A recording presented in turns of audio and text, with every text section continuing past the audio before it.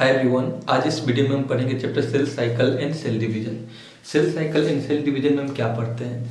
देखिए, cell cycle and cell division में हम पढ़ते हैं कि कैसे एक सेल अपने अंदर कुछ चेंजेस लाते हैं और उस चेंजेस को लाने के बाद एक सेल दो सेल में कन्वर्ट होते हैं। हम लोग पढ़ चुके हैं यूनिसेलुलर ऑर्गेनिज्म के बारे में और मल्टीसेलुलर ऑर्गेनिज्म के बारे में। यूनिसेलुलर ऑर्गेनिज्म एक सिंगल सेल से ही बनता है और उसका स्ट्रक्चर और फंक्शन दोनों सिंगल सेल ही परफॉर्म करते हैं, लेकिन मल्टीसेलुलर ऑर्गेनिज्म कई सारे सेल से मिलकर बनते हैं। लेकिन मल्टीसेलुलर ऑर्गेनिज्म ही अपना जीवन सिंगल सेल से स्टार्ट करते हैं। वही सिंगल सेल में डिवीजन होने के बाद, कई सारे डिवीजन होने के बाद एक मल्टीसेलुलर ऑर्गेनिज्म में कन्वर्ट होते हैं। हम बात कर लेते हैं ह्यूमन की, बात कर लेते हैं। देखिए, ह्यूमन एक सिंगल सेल जाइगोट से बनता है और उस सिंगल सेल जाइगोट में ही डिवीजन होने के बाद कई सारे सेल्स, ट्रिलियंस ऑफ सेल्स बनाते हैं और उसके बाद ह्यूमन तैयार होते हैं। ठीक है, तो सेल साइकिल है क्या? सेल साइकिल एक ऐसा इवेंट है जिसमें सेल अपने डीएनए का डुप्लीकेशन करते हैं, उसके अंदर सेल के अंदर कुछ कंस्टिट्यूएंट होते हैं उसको भी बनाते हैं और उसके बाद वो डिवीजन के लिए तैयार होते हैं, उसके बाद डिवाइड हो जाते हैं। ठीक है, सेल के अंदर कुछ फेजेज होते हैं, उसको हम बताते हैं। ठीक है,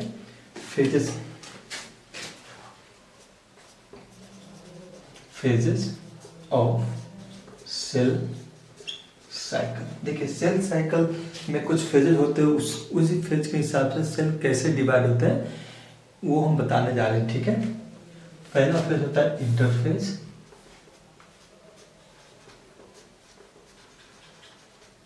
दूसरा होता है एम फेज। इंटरफेज क्या होता है? इंटरफेज एक ऐसा फेज है जिसमें सेल तैयार होते हैं डिवीजन के लिए।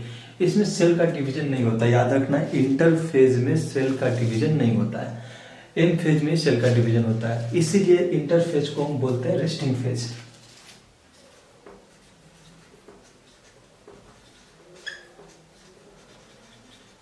ठीक, और रेस्टिंग फेज क्यों बोलते हैं? क्योंकि सेल इसमें डिवीजन नहीं होता। अब रेस्टिंग फेज का ये मतलब नहीं कि सेल इसमें कुछ नहीं करता है, सेल इसमें बहुत चीज करता है, क्योंकि सेल को तैयार करता है डिवीजन के लिए।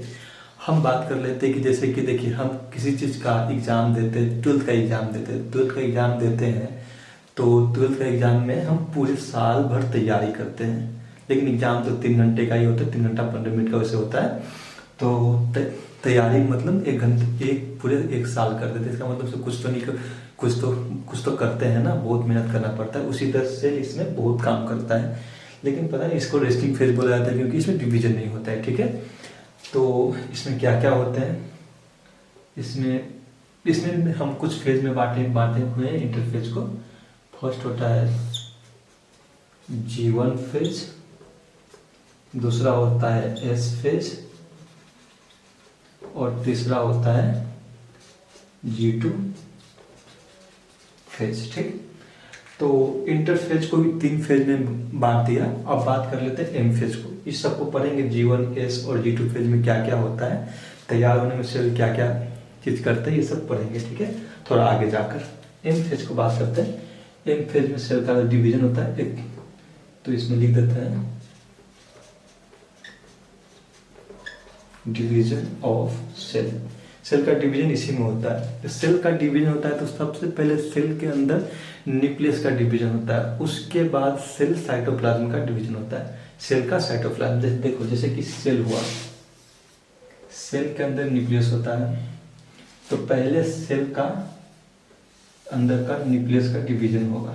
ठीक, उसके बाद सेल, ये जो साइटोप्लाज्म हो गया ना, ये आसपास का जो साइटोप्लाज्म हो गया, उसके बाद सेल के साइटोप्लाज्म का डिवीजन होगा। एक सेल दो सेल में कन्वर्ट, कुछ ऐसा ही। तो फर्स्ट न्यूक्लियस का डिवीजन, न्यूक्लियस का डिवीजन को हम बोलते हैं कैरियोकाइनेसिस। ठीक, साइटोप्लाज्म का डिवीजन को हम बोलते हैं साइटोकाइनेसिस। ठीक, तो कैरियोकाइनेसिस का मतलब हुआ न्यूक्लियस का डिवीजन और साइटोकाइनेसिस का मतलब हुआ साइटोप्लाज्म का डिवीजन। न्यूक्लियस जब डिवाइड होता है तो इसको भी हम कुछ फेज में बांटते हैं।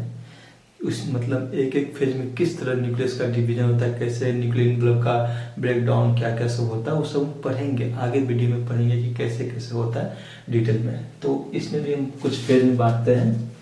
फर्स्ट होता है prophase, second metaphase, PM, AT, anaphase, telophase. Prophase, P for prophase लिख देते हैं, M for metaphase, anaphase, and T for telophase. ठीक। और इसमें न्यूक्लियस का डिवीजन, कैरियोकाइनेसिस का मतलब है न्यूक्लियस का डिवीजन, याद रखना है, और साइटोकाइनेसिस का मतलब है साइटोप्लाज्म का डिवीजन। ठीक। अब G1 फेज में क्या होता है, GS फेज में क्या होता है, और G2 फेज में क्या होता है, इसको समझते थोड़ा सा, मतलब ऐसे ही बता देता हूँ, अगली वीडियो में इसको लिख कर समझाएंगे। ठीक है।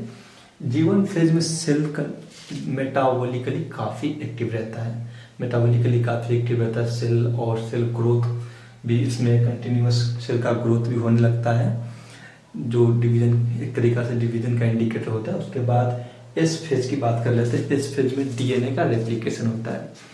जब डीएनए का रेप्लिकेशन हम 12th क्लास में पढ़ते हैं, डीएनए का रेप्लिकेशन कैसे कैसे होता है, जो जेनेटिक्स चैप्टर में जेनेटिक्स में बहुत मतलब डिटेल में उसको समझाते हैं 12th क्लास में जेनेटिक्स चैप्टर में। तो डीएनए का रेप्लिकेशन कैसे होता है, पहले डीएनए ऐसे डीएनए का बबल बनता है, रेप्लिकेशन फॉर्क जिसे बोलते हैं। उसके बाद सेमी कंजर्वेटिवली डीएनए रेप्लिकेट होता है, ये एक थ्योरी है। ठीक है। तो डीएनए का रेप्लिकेशन होता है, तो इसे देखिए, ये इसके क्रोमोसोम्स हो गया, क्रोमोसोम के अंदर डीएनए होता है, और उसके बाद ये रेप्लिकेशन होने के बाद कुछ इस तरह हो जाते हैं, इसका डीएनए का अमाउंट डबल हो जाते हैं। तो देखिए डीएनए का तो अमाउंट डबल हुआ, लेकिन क्रोमोसोम इधर एक ही होगा। अगर मान लो कि अगर यहाँ पर डीएनए का अमाउंट 2C है, तो यहाँ पर आकर 4C हो जाएगा, लेकिन क्रोमोसोम यहाँ पर एक है, तो क्रोमोसोम यहाँ पर भी एक ही होगा, क्योंकि क्रोमोसोम डिसाइड होता है सेंट्रोमियर से। यहाँ पर भी एक सेंट्रोमियर है, और यहाँ पर भी एक सेंट्रोमियर है। जैसे कि मान लो कि मैं कुछ ऐसा क्रोमोसोम बना दूँ, इधर देखो 1 2 1 2 3, ठीक।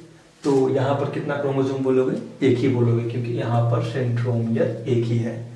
ये भी देखो, ये सेंट्रोमियर देखना है, ठीक है। ये भी एक ही क्रोमोसोम हुआ।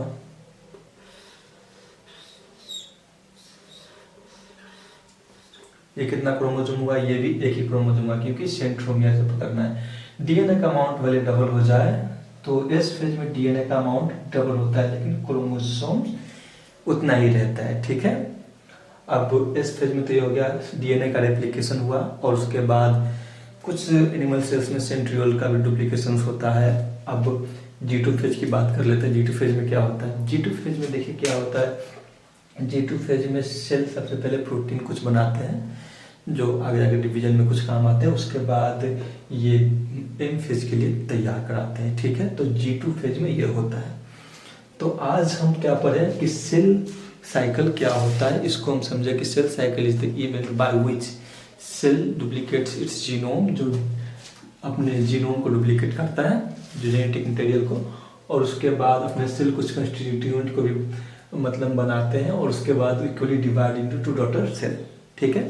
तो ये सेल साइकिल क्या होता है उसे हम समझ लिए। उसके अंदर सेल के अंदर कुछ फेजेस होते हैं, जो इंटरफेज जिसे रेस्टिंग फेज बोलते हैं, उसमें G1S G2 फेज हुआ।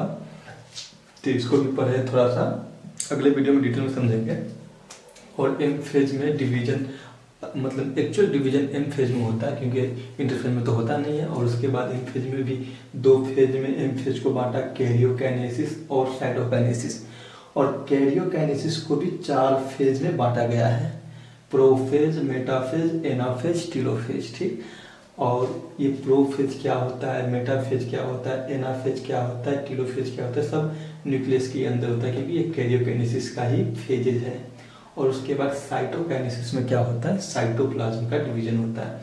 और साइटोप्लाज्म में भी 2 प्रकार का, जैसे कि प्लांट सेल, एनिमल सेल में कुछ चेंजेस है, वो सब पढ़ेंगे अगले वीडियो में। थैंक यू ये वीडियो देखने के लिए। अगले वीडियो के अगले वीडियो में मिलते हैं।